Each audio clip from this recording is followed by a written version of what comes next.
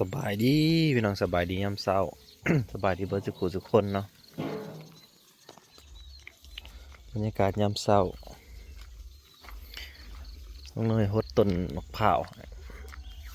ต้นมะพร้าวต้นน้องมี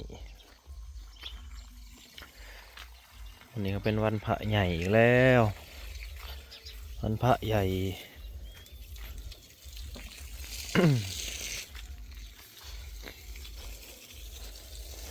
เป็นน้ำลงน้องลายน้ำลายลงให้หน้าเต็มเลยดูหัวเต็มอยู่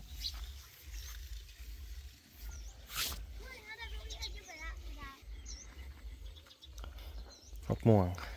หล่นละหน่วยหนึ่งเดือนหน่อยเดียว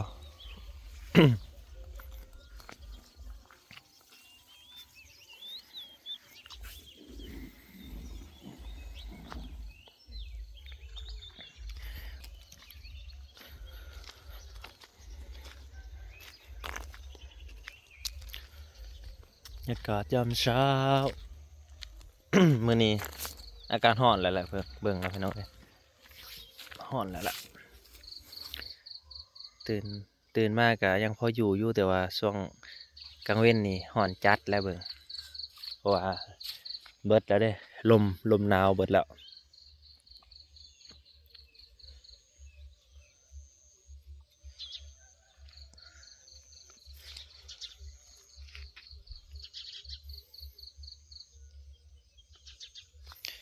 ลมหนาวเบิด หลากไปหลากไปลากพดกอไผ่หน่อยเด้อปลูกกอไผ่หน่อย2 กอนี่ปลูกไว้ ปลูกไว้ปีที่แล้วนี่พี่น้องครับท่านได้ผลบัตรอีกสักมาสำนะกอไผ่เลี้ยงนอกนะปลูกไว้2 กอนี่ติดอยู่ครับท่านนี่ยังสักติดแล้วเลี้ยงนอกไผ่เลี้ยงนอก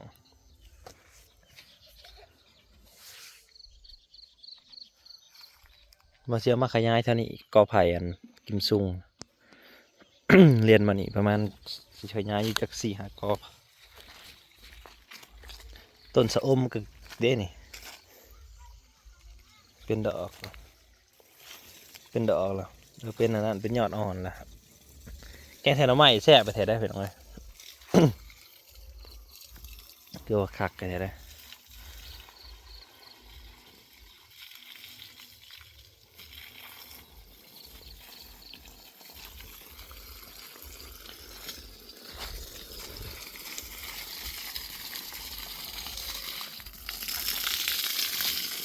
ยังวิ่งน้อยนึง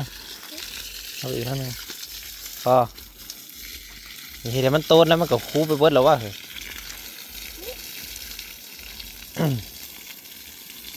พ่อมันเบิดแล้วนี่มันเบิดบ่องอันมันบ่เทิงแล้วลากไปเสร็จตัวก็ไผ่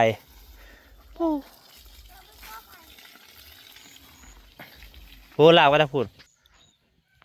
บักเหี่ยวค่ะเป็นถูกต้น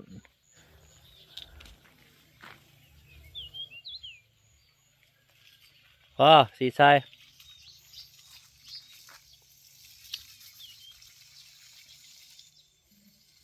จะสิได้ร้ายแน่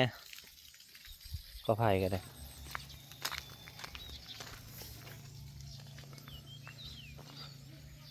ก็พูดเท่ากับไก่ที่พอเก็บแล้ว บ่เฮิงมาได้ดอก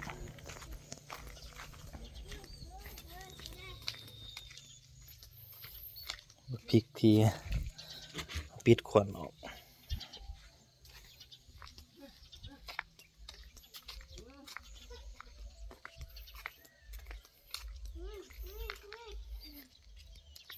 ไหลงัวบ่เอ้ย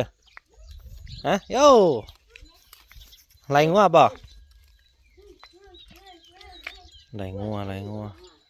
ควาย ไม่ใช่ไปพูดกันว่ะ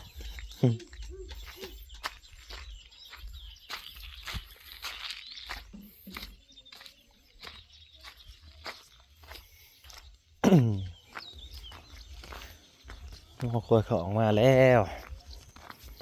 ก็มาก็เก็บไปว่านหนึ่งน้อยเริ่มชิ้นยาเห่าได้อีกประมาณ2 มื้อ ประมาณ2 มื้อ 3 มื้อเก็บอีกเทื่อหนึ่งแต่บ่ฮู้ว่าสิได้ อด3 โลบ่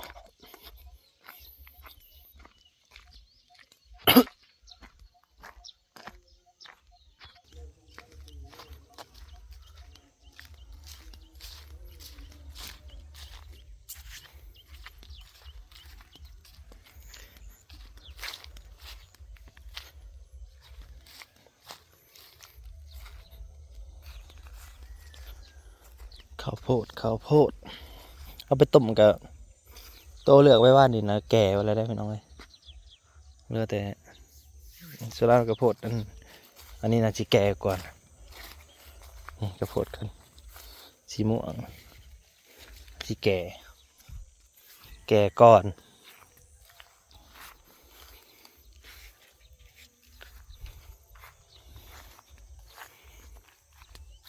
บ่ถึงกับพอเก็บละลูกน้อยลูกใหญ่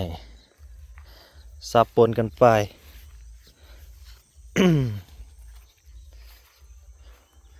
ตัวเว้นขึ้นแล้วพามาชมธรรมชาติแบบอากาศบริสุทธิ์ยามนี้ยังว่ายังโมเมนต์ยามเขาเนาะมันเป็นยามเขาออกแห้งคักกว่านี้ยามเสาเนี่ยไปทางไหนก็โอ้ยสบายหายใจโล่งขนาด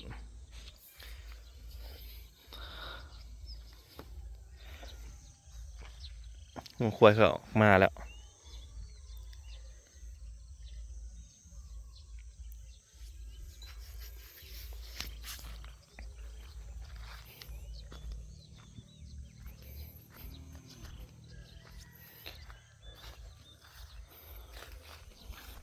น้ำหมอกลงแห้งมันดินจนเปียกไปหมดเลย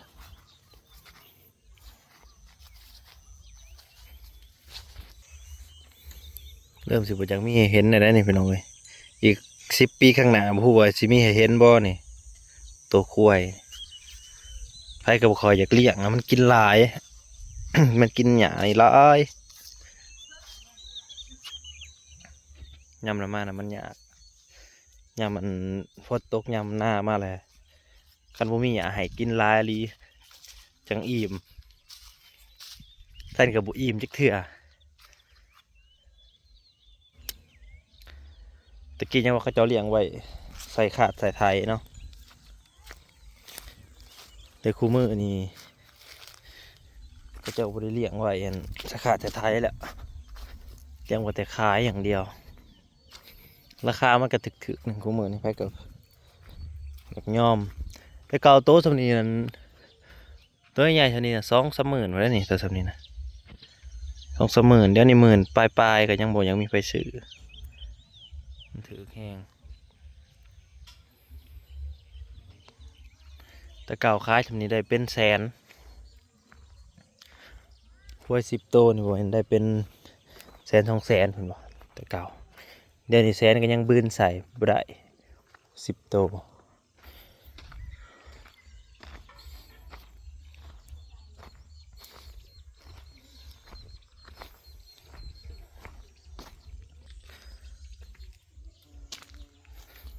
สอบปิ้วมาแต่ซ้ายเฮ้อฮะว่าวหยังนะในไซอีหยังเขาบอกหยังไซหน่อไม้อยู่ไซเห็นหน่อไม้เพราะหน่อไม้เดี๋ยวก่อนนะหน่อไม้บ่ หน่อไม้บ่ อืม จักแหนงนี่ลายแหนงบ่ ตื่นแล้วเริ่มนั่นแล้ว จังเบิ่งดูด้วยเห็นเลยจักจะเฮาจักจะเฮา ผักกะเพรา ต้นยังไงล่ะต้นกีฬาแล้วนี่ก็ยังไงต้นยังต้นกีฬานี่ต้นอะไรนะต้นอะไรก็ยังนะก็ยังต้นอะไร เป็นหูจักไอ้เวิร์กต้นอ้อยกับหูจัก ต้นยังไงล่ะมึงเคยกินตั้งแต่กี่ต้นมะม่วง ต้นมะม่วงหูจักไปเบิร์ด ต้นยายังต้นยาชนต้น ใจมา เพิ่นบ่จักเพิ่นบ่จักตัวใหญ่คิ้วบ่เคยว่าให้เพิ่นฟัง ดอกนั่นเลยนะดอกนั่นเลย ปีนี้มันเป็นลายแห้งเลย เดี๋ยวนะเปิดหน่อย เป็นจนว่า ใบแตงนัว เป็นลายอีหลี ยังไงอ่ะ เต็มเลยครับเป็นคันจับเบิดอันเห็นแต่หมากบ่เห็นต้นโลดได้กินน้ แล้วสุดท้ายดอกไม้ทำมาแล้วนะยังไงยังไงต้นยังนี่นี่ ำต้นหญ้า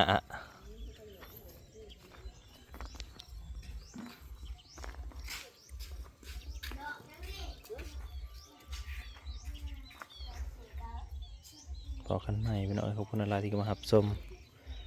ขอบคุณเบิร์ดสุขุสุกคน